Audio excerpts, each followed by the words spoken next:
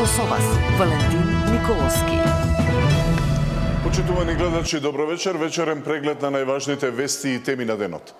Лекарската лиценца на екс-директорот на неврологија Игор Кузмановски истекла на 15 март, а барање за продолжување поднел минатата недела пред да се обелодени скандалозното видео во кое меша кокаин и зборува како набавува само квалитетна дрога. Лекарската комора се уште ги разгледува сите аспекти и информации по што ќе донесе одлука. Посебна комисија најавува и министерот Алију. Од денеска нов директор на неврологија е доктор Јован Божиновски, кој работи на клиниката. Разрешениот директор на неврологија немал активна лиценца за работа, потврди од Лекарската комора. Му истекла на 15 март годинава, а барањето за продолжување го поднел дури минатата недела. Откако во петокот се појавија снимки како доктор Игор Кузмановски во домашни услови меша бела прашкаста материја и коментира за квалитетна дрога, од комората информираат дека ги разгледуваат сите аспекти и прибираат информации и документација од надлежните институции, што ќе бидат разгледани на органите и телата на комората во најкус можен рок, пошто ќе донесат одлуки и мерки што ќе се преземат.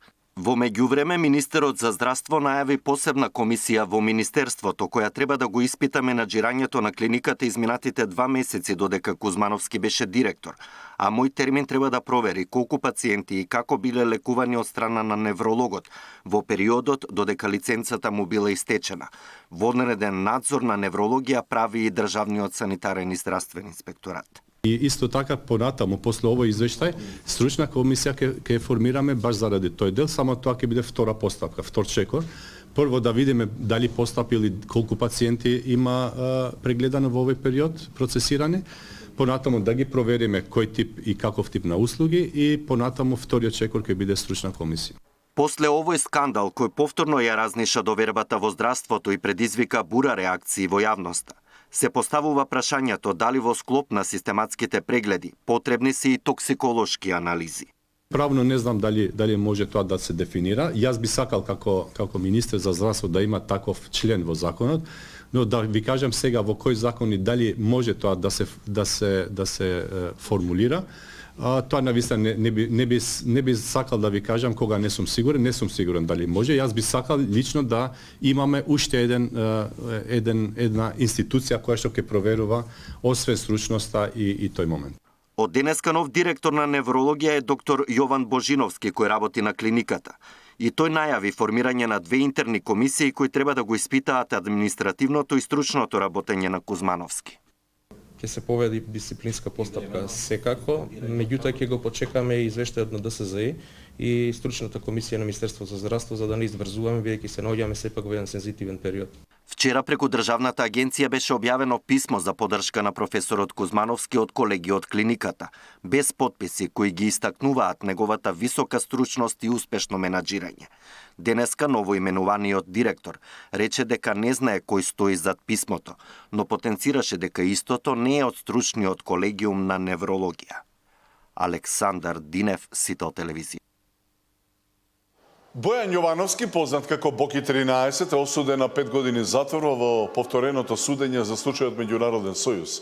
Јовановски е осуден за 2 кривични дела: измама и перење пари. Советување дека ќе обезбеди државно земјиште и изградба на старечки домови од двајца бизнисмени успеал да земе над 1 милион евра, кои наместо заветените објекти завршиле во негови раце. Таткото на Јовановски, неговата помошничка Блажевски и подпредседателката на невладината Меѓународен сојуз Јасна Мандиќ со новата пресуда, затворските казни им се заменети со условни. Јовановски денеска не дојде во судницата да ја слушне пресудата. Сите тие пари се искористени за кривично дело перење пари, по кое што секако обвинетиот Бојан Јовановски е сторител, а му помогнале останатите окривени во оваа постапка, иако знаело дека потекнуваат од кривично дело измама, финансирајќи отворање на телевизиски медиум 1 ТВ и купувајќи повеќе предмети за своји лични и домашни потреби. Пресудата ќе обжалиме од едноставна причина што не е постапено во целост по напаствијата на апелациониот суд во поглед на штетата и кој е оштетен. Особено и се игнорирани сите докази кои одат во прилог на обвинетиот.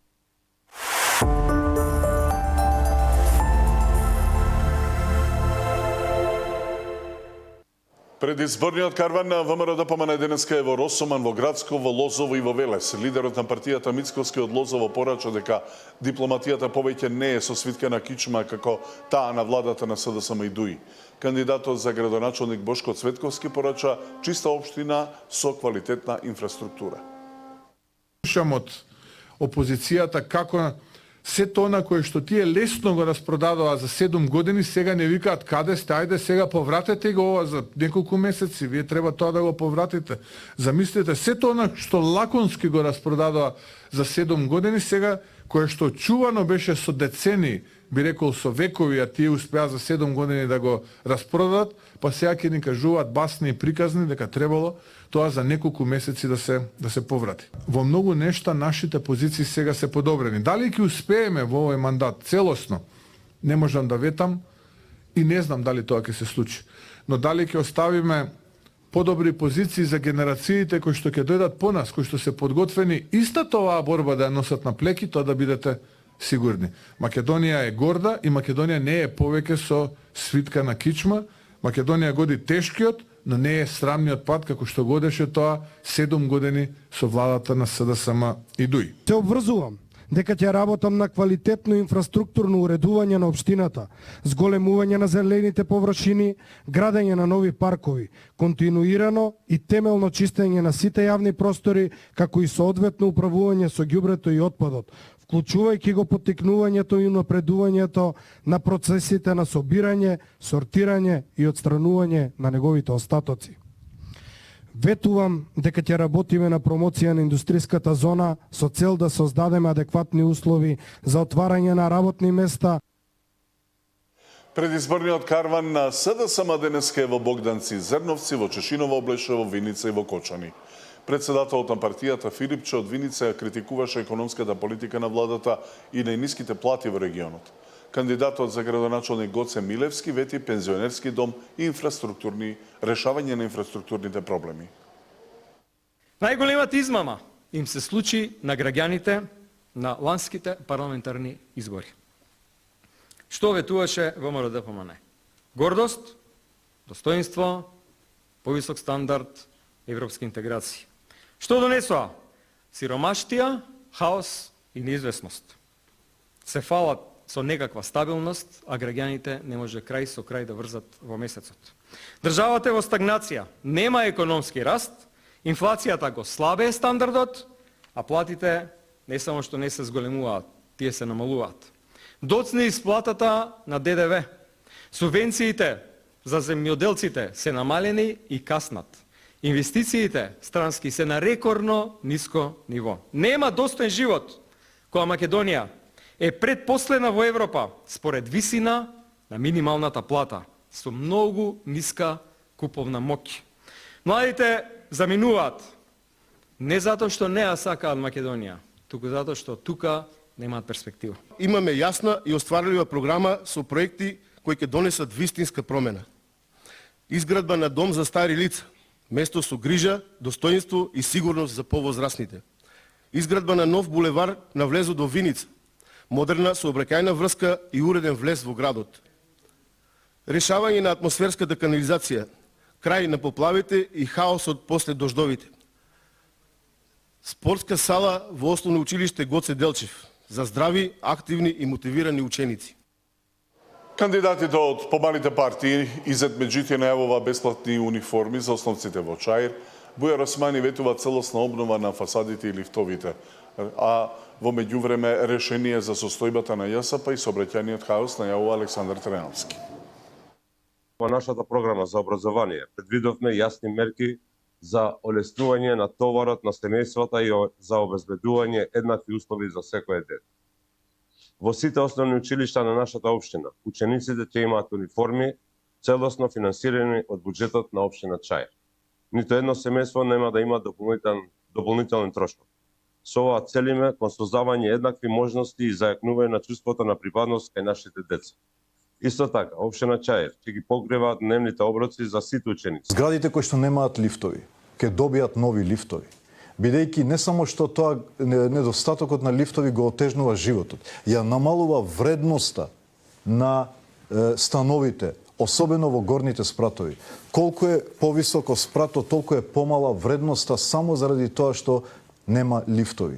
И од тука менувањето на фасадите, ставање нови лифтови, реновирање на амортизираните лифтови и регулирање на просторот околу зградите ќе биде еден од важните приоритети.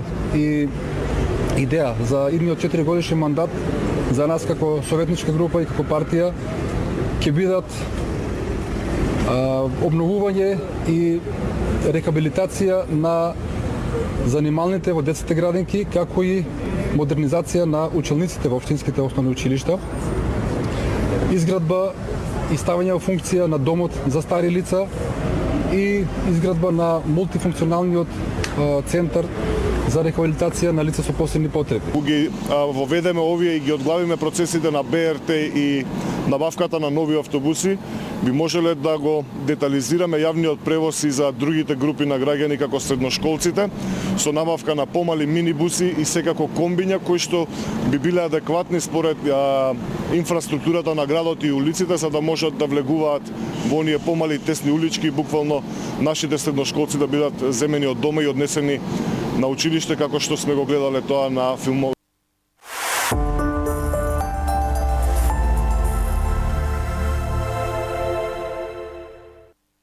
Мировниот договор за Газа продолжи да се спроведува. Хамас утрово ги ослободи последните 20 живи израелски заложници. Речиси истовремено во Израел пристигна американскиот председател со пораката: војната е завршена.